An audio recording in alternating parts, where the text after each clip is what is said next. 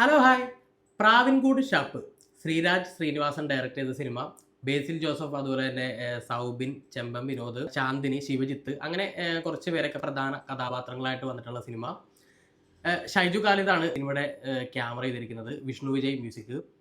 Cinema എങ്ങനെയുണ്ടെന്ന് വെച്ചാൽ, ഷാപ്പിൽ പലതരത്തിലുള്ള രുചിയുള്ള കറികൾ ഉണ്ടാവുമല്ലോ. അപ്പോൾ രുചിഭേദങ്ങൾ പലതായിരിക്കും. ചിലപ്പോൾ ഒരുപക്ഷെ ഷാപ്പിലെ മിക്ക കറികൾക്കും രുചി കൂടുതലായിരിക്കും. ചില കറികളൊക്കെ ചിലപ്പോൾ അല്പം ഒന്ന് രുചി കുറവുണ്ടാവും. ചിലപ്പോൾ ഭയങ്കരമായ രുചിയുള്ള കറികളുണ്ടാവും.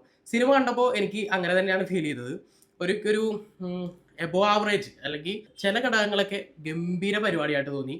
ചില ഘടകങ്ങളൊക്കെ വളരെ എന്താ പറയുക, ഒരു ആവറേജ് പരിപാടിയായിട്ട് തോന്നി. അങ്ങനെ മിക്സ്ഡ് ആയിട്ടുള്ളൊരു ഒപ്പീനിയനാണ് എനിക്ക് സിനിമ കണ്ടപ്പോൾ എനിക്ക് തോന്നിയത്. സിനിമയിൽ പോസിറ്റീവായിട്ട് ഒരുപാട് ഘടകങ്ങളുണ്ട്. അതിനെനിക്ക് തോന്നിയ ഒരു പ്രധാനപ്പെട്ട ഘടകം, സിനിമയുടെ ട്രെയിലർ കണ്ടവർക്ക് എല്ലാവർക്കും മനസ്സിലായിട്ടുണ്ടാവും. ഒരു സിംഗിൾ സ്പേസിൽ, അല്ലെങ്കിൽ ഈ പറയുന്ന പ്രാവിൻകൂട് ഷാപ്പ് എന്ന് പറയുന്ന ഷാപ്പിൽ നടക്കുന്ന ഒരു ക്രൈമുമായി ബന്ധപ്പെട്ടിട്ടാണ് സിനിമ നിൽക്കുന്നത്. അപ്പോൾ ആ സിംഗിൾ സ്പേസിൽ ഒരു ക്രൈം നടക്കുമ്പോൾ ആ ക്രൈമിൽ ആ സമയത്ത് ഉൾപ്പെട്ടിട്ടുള്ള ആളുകളുമായിട്ട് ബന്ധപ്പെട്ടിട്ടാണ് കഥ പോകുന്നത്. അതുപോലെയുള്ള ഒരുപാട് സിനിമകൾ നമുക്ക് വന്നിട്ടുണ്ട്. ഇപ്പം ഈ അടുത്ത് വന്നിട്ടുള്ള ഗോളം, അതുപോലെ തന്നെ 12th മാൻ, എനിക്ക് പെട്ടെന്ന് ഓർമ്മയിൽ വന്ന ഒരു സിനിമയാണ് ഇത് രണ്ടും.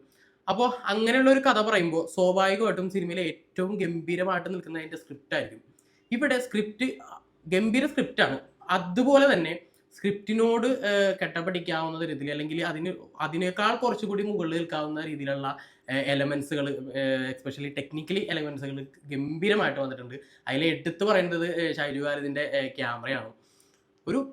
ഒരു മൂന്നിടത്ത് സിംഗിൾ ഷോട്ട് പോകുന്നുണ്ട്. ഗംഭീര പരിപാടിയായിരുന്നു. അതിൽ ഷാപ്പിന്റെ പുറത്ത് ഒരു പകുതി പൊളിഞ്ഞ ഒരു ബാത്റൂമിൽ ഒരു ഇടി നടക്കുന്നുണ്ട്. അത് കിട്ടിലം പരിപാടിയായിരുന്നു. ഒരൊറ്റ ഷോട്ടിൽ, ഒരിക്കലും ഒരു 5 മിനിറ്റിൽ താഴെ ഉണ്ടാവും. ആ ഒരൊറ്റ ഷോട്ടിലാണ് ആ ഫൈറ്റ് എടുത്തിട്ടുള്ളത്. അത് ഇത്തിരി റിസ്കി ഷോട്ടാണ്. കാരണം ഈ പകുതി പൊളിഞ്ഞ് നിൽക്കുന്ന ഒരു എന്താ പറയുക ബാത്റൂം, അതിനകത്തെ ഇടിച്ചിട്ട് നമ്മൾ ആളെ എടുത്തെറിയുന്നത് ഈ പറയുന്ന ഭിത്തിയിലേക്കാണ്. അപ്പോൾ ആ ഭിത്തിയിൽ നിൽക്കുന്ന ആ കോൺക്രീറ്റ് കട്ടകളും സാധനങ്ങളൊക്കെ ഇടിച്ച് പൊളിഞ്ഞു പോവാണ്. ഒരുപാട് റിസ്ക് എലമെന്റ്സ് ഉണ്ട്. ആളുകൾക്ക് എന്തെങ്കിലും പറ്റാം, അല്ലെങ്കിൽ അങ്ങനെ ഒരുപാട് കാര്യങ്ങളുണ്ട്. ഷോട്ടുകൾ കറക്റ്റ് കൺസീവ് ആവണമെന്നില്ല. അങ്ങനെ ഒരുപാട് റിസ്കുകൾക്കിടയിലും അവർ ആ ഷോട്ട് ഒറ്റ ഷോട്ടിൽ എടുത്തിട്ടുണ്ടെങ്കിൽ ഗംഭീര പരിപാടിയായിട്ട് വന്നിട്ടുണ്ട്. അതുപോലെ തന്നെ ബേസിൽ ഒരു ബൈക്കിൽ പോകുന്ന ഒരു സീനുണ്ട്. അത് ഒരൊറ്റ ഷോട്ടിലാണ് എടുത്തിട്ടുള്ളത്. അതുപോലെ തന്നെ സൗബിന്റെ ഷോട്ടും ഇതുപോലെ തന്നെ ബൈക്കിൽ പോകുന്ന ഒരു ഷോട്ട്, അതും സിംഗിൾ ഷോട്ടിലാണ്. അതുകൊണ്ട് ഗംഭീരമായിട്ട് അത് വർക്ക് ചെയ്തിട്ടുണ്ട്. പിന്നെ വിഷ്ണു വിജയുടെ ബാക്ക്ഗ്രൗണ്ട് സ്കോർ, ചിലയിടത്ത് ഈ പറയുന്ന സൈലൻസ് കൊടുക്കേണ്ട സ്ഥലത്ത് ആ സൈലൻസിന് ഒരു ഭംഗിയുണ്ട്. പ്രത്യേകിച്ച് രണ്ടുപേര് ഡയലോഗ് പറയുന്ന ഏരിയകളിലും, പിന്നെ ചിലരുടെ നോട്ടത്തിൽ ഒരു എക്സ്പ്രഷൻ ഒക്കെ കൊടുക്കുന്ന സ്ഥലത്ത് ആ എന്താ പറയുക, അവിടെ സൈലൻസ് ആണ് ബെറ്റർ എന്ന് നമുക്ക് സിനിമ കാണുമ്പോൾ തോന്നും. അതുപോലെ തന്നെ ബാക്ക്ഗ്രൗണ്ട് സ്കോർ ചിലയിടത്തും ഇടിച്ചിടിച്ചിരിക്കുന്നതാണ്. ചില സ്ഥലത്ത് ഇത്തിരി ഓവറായിട്ട് തോന്നിയോ എന്ന് എനിക്ക് തോന്നിയിട്ടുണ്ട്, ചില ഏരിയകളിൽ മാത്രം. പക്ഷേ കൂടുതൽ എനിക്ക് ഈ ബാക്ക്ഗ്രൗണ്ട് സ്കോർ ഗംഭീരമായിട്ട് തോന്നി. നല്ല വർക്ക്. അതുപോലെ തന്നെ മൂരിയാണ് ലിറിക്സ് എഴുതിയിരിക്കുന്നത്. വിനായക് ശശികുമാറുണ്ട്. പിന്നെ എന്താ പറയുക, പ്രാസം ഒപ്പിച്ചിട്ടുള്ള ലിറിക്സ് ഇതിനകത്ത് തുടക്കത്തിലുണ്ട്. സിനിമ തുടങ്ങുമ്പോൾ തുടക്കത്തിൽ ആ ഒരു പാടത്തിന്റെ നടുക്കാണ് ഒരു ഷാപ്പ് ഉള്ളത്, ഈ പ്രാവിൻകൂട് ഷാപ്പ്. അപ്പോൾ ആ ഷാപ്പിന്റെ ഒരു ആംബിയൻസ് കൊണ്ടുവരാനായിട്ട് അവർക്ക് കഴിഞ്ഞിട്ടുണ്ട്. ആ ഒരു രാത്രി ഉണ്ടായേക്കാവുന്ന ഒരു കാറ്റും നമുക്ക് ആ ഒരു കാറ്റൊക്കെ ഫീൽ ചെയ്യും. ആ സിനിമയുടെ തുടക്കം തന്നെ നല്ലൊരു ആംബിയൻസിലൂടെ അവർ സെറ്റ് ചെയ്തിട്ടുണ്ട്. പിന്നെ സിനിമയുടെ മറ്റൊരു പോസിറ്റീവ് എന്ന് പറയുന്നത്, വളരെ പെട്ടെന്ന് തന്നെ കഥയിലേക്ക് നമ്മളെ ഇൻക്ലൂഡ് ആക്കുന്നു എന്നുള്ളതാണ്. വളരെ പെട്ടെന്ന് അനാവശ്യമായിട്ടുള്ള ഒരു കാര്യങ്ങളും കാണിക്കാതെ പെട്ടെന്ന് തന്നെ സിനിമയിലേക്ക് നമുക്ക് കയറാൻ കഴിയുന്നു. ആ ഷാപ്പും ആ ഷാപ്പിലെ പരിസരവും അതിലെ കഥാപാത്രങ്ങളിലൊക്കെ നമുക്ക് പെട്ടെന്ന് കണക്ട് ആവുന്നുണ്ട്. അതൊരു വലിയൊരു പോസിറ്റീവാണ്. സിംഗിൾ സ്പേസിൽ നടക്കുന്ന ഒരു ക്രൈമുമായി ബന്ധപ്പെട്ട് നടക്കുന്ന ഒരു ത്രെഡിൽ ഇവർ കൊടുത്തിട്ടുള്ള ഒരു ട്രീറ്റ്മെന്റ് ഇതിനു മുമ്പ് വന്നിട്ടുള്ള സിനിമകളുടെ പോലെയല്ല ഒരു ട്രീറ്റ്മെന്റ് വന്നിട്ടുള്ളത്.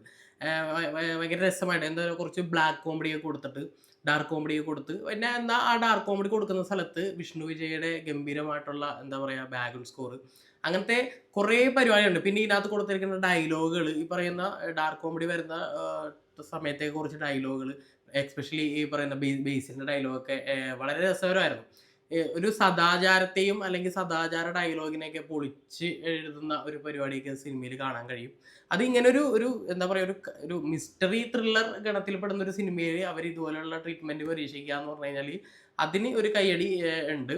ചില ഷോട്ടുകൾ എന്നൊക്കെ പറഞ്ഞു കഴിഞ്ഞാൽ നമ്മൾ ഈ എന്താ ഈ ഷാപ്പിലെ ഒരു ആംബിയൻസ് കൊണ്ടുവരാനായിട്ട് അവർ കൊടുത്തിട്ടുള്ള ഷാപ്പിലെ തറ ഒക്കെ അവർ നമ്മൾ നോക്കി ഭയങ്കര ഡീറ്റെയിലിംഗ് ആണ്. ഷാപ്പിലെ തറയിൽ ചില അഴുക്കുകൾ കാണാം. ഈ കറി വീണിട്ട് ബീഫിന്റെ കറിയൊക്കെ വീണ് അതിന്റെ ഡീറ്റെയിലിംഗ്, ഒരു സ്റ്റീൽ പാത്രം താഴെ വീഴുമ്പോൾ ഉണ്ടാകുന്ന ഒരു പരിപാടി, അങ്ങനെ ഭയങ്കരമായിട്ടുള്ള ഡീറ്റെയിലിങ്ങിലൂടെ അവർ ചെയ്തിട്ടുണ്ട്. പെർഫോമൻസ് വൈസ് ബേസിൽ അഴിഞ്ഞായിട്ടുണ്ട്, ഗംഭീരമായിട്ട് പെർഫോം ചെയ്തിട്ടുണ്ട് ബേസിൽ. അതുപോലെ തന്നെ ചില ഏരിയയിലൊക്കെ ഭയങ്കരമായിട്ട് സ്കോർ ചെയ്യുന്നുണ്ട്. അതുപോലെ തന്നെയാണ് നമ്മുടെ സൗബിൻ.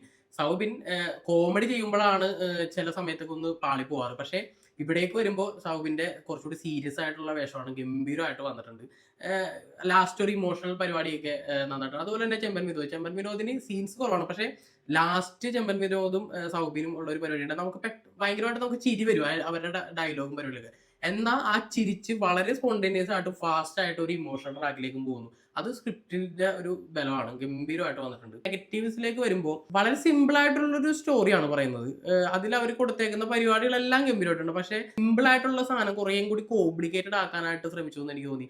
അതുകൊണ്ട് സംഭവിക്കുന്നത് വെച്ചാൽ നമ്മൾ വളരെ പെട്ടെന്ന് പറഞ്ഞു പോകേണ്ട സാധനം കോംപ്ലിക്കേറ്റഡ് ആക്കാൻ നോക്കുമ്പോൾ ഇങ്ങനെ വലിഞ്ഞു പോകുന്ന ഒരു ഫീല് സാധാരണ സമയത്ത് സിനിമകൾക്കൊക്കെ അങ്ങനെ തോന്നാറുണ്ട്. അത് ഈ സിനിമയ്ക്കും ഉണ്ട് ഭയങ്കരമായിട്ട്. പ്രത്യേകിച്ച് സെക്കൻഡ് ഹാഫ്. ഫസ്റ്റ് ഹാഫ് നന്നായിട്ട് എൻജോയ് ചെയ്തു. സെക്കൻഡ് ഹാഫിലേക്ക് വരുമ്പോൾ ഇതിങ്ങനെ വലിച്ച് കോംപ്ലിക്കേറ്റഡ് ആക്കാൻ നോക്കുന്നതിന്റെ പ്രശ്നമാണ്. ഇത് വലിച്ച് വളരെ സിമ്പിൾ കഥയാണല്ലോ, അതിങ്ങനെ വലിച്ച് വെക്കുന്നതിന്റെ ഒരു പ്രശ്നം നന്നായിട്ട് ഫീൽ ചെയ്യുന്നു. അതൊരു നെഗറ്റീവായിട്ട് തോന്നി. പിന്നെ എനിക്കൊരു തോന്നിയത് ചാന്ദിനിയുടെ ക്യാരക്ടർ. ചാന്ദിനി നല്ല ഫെയർ ആയിട്ടുള്ള ഒരു ആക്ട്രസ് ആണ്. അപ്പോൾ ബ്ലാക്ക് ആക്കാൻ വേണ്ടി അവർക്ക് അവരുടെ ഫേസിൽ കുറെ കറുപ്പിച്ച് വെക്കുന്നതിനോട് എനിക്ക് പേഴ്സണലി ഒരു ബുദ്ധിമുട്ടുണ്ട്. അതൊരു ഇത്തിരി മോശമായിട്ടൊക്കെ എനിക്ക് തോന്നി. അങ്ങനെയുള്ള കുറച്ച് പ്രത്യേകിച്ച് ചില ഭാഗങ്ങളിൽ നന്നായിട്ടൊന്ന് ഇങ്ങനെ ബോറടിക്കുന്ന പോലെ ഉണ്ടായിരുന്നു. അതാണ് പ്രധാനപ്പെട്ട ഒരു നെഗറ്റീവായിട്ട് തോന്നിയത്. പക്ഷേ ടോട്ടലി നോക്കുമ്പോൾ ഒരു ഷാപ്പിന്റെ ആംബിയൻസും അത് കഥ പറയുന്ന രീതിയും എല്ലാം വെച്ച് നോക്കുമ്പോൾ ഓവറോൾ നല്ല ഒരു സിനിമയായിട്ടാണ് എനിക്ക് ഫീൽ ചെയ്തത്. അപ്പോൾ മറ്റൊരു സിനിമയുടെ വിശേഷമായിട്ട് വീണ്ടും വരാം. Bye bye.